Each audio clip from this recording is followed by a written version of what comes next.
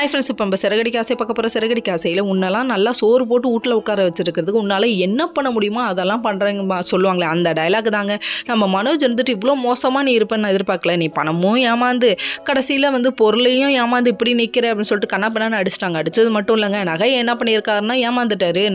நகையை விற்றுட்டாரு. அதுவும் யார் நகையை? உன் பொண்டாட்டி நகையை விற்றா பரவாயில்லப்பா, உங்கள் வீட்டில் போட்ட நகை தான் இல்லைன்னு நான் சொல்ல, அடுத்தவருக்கும் பொண்டாட்டி நகையை போய் விற்பியாப்பா அப்படிங்கிற மாதிரி ஆயிடுச்சு. அதுக்கும் பலர்னு அடிச்சிட்டாங்க. அடித்ததெல்லாம் போதுமா, அடிவாங்க முடியலமா, அம்மம்மா அப்படிங்கிறாங்க. என்னடா இது இந்தளவுக்கு அடிவாங்க இவன் அம்மா போட்டுட்ருக்கான், போடா முதல்ல போய் கடையில் போய் கேட்டுவாடா அப்படின்னு சொல்லி திட்டி அனுப்பிட்டாங்க. வீட்டில் மூத்த பிள்ளை முட்டாளாக இருக்குங்கிறது நம்ம மனோஜை பார்த்தா தாங்க தெரியுது எல்லாருக்கும். அதுக்கப்புறம் பார்த்தீங்கன்னா இவர் போய் விஷயத்தை கேட்க நகையெல்லாம் அழிச்சிட்டோன்னு சொல்லிட்டாங்க. சொன்ன உடனே இங்கே வந்து நகையை அழிஞ்சு போச்சாம்மா அப்படின்னு சொல்கிறாங்க. அதுக்கும் மேலே கோவம் ஆகி பயங்கரமாக அடிக்கிறாங்க. டீ நீ சுத்த வேஸ்ட்டுன்னு எனக்கு தெரியும்டா, ஆனால் இந்தளவுக்கு மட்டமாக இருப்பேன்னு நான் நினைக்கலடான்னு சொல்லிட்டு திட்டாங்க. திட்டினதுக்கப்புறமா இது மாதிரி டூப்ளிகேட் நகை கவரங்கி வாங்கி வைக்கிறேன்னு சொல்லிட்டாங்க. உன்னோட மாஸ்டர் பிளான்லாம் ஓகேமா அப்படிங்கிற மாதிரி ஆயிடுச்சு. இன்னொரு பக்கம் நம்ம வந்துட்டு முத்துவும் நம்ம மீனாவை எங்கே அதை கண்டுபிடிச்சிருவாங்களோன்னு சொல்லிட்டு எங்கள் வீராப்பா நகை வேணான்னு சொன்னீங்க, பேருக்கு கேட்குறீங்க அப்படிங்கிற மாதிரி சொல்லிட்டாங்க.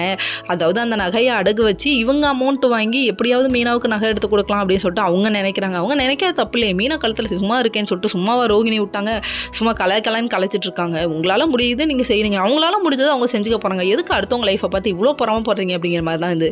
நம்ம ரோகிணியோட உண்மை வெளியே தெரிஞ்சதுன்னா நம்ம மீனாவும் நம்ம முத்துவும் என்ன ரியாக்ட் பண்ண போகிறாங்கன்னு தெரில, வெயிட் பண்ணி பார்ப்போம்.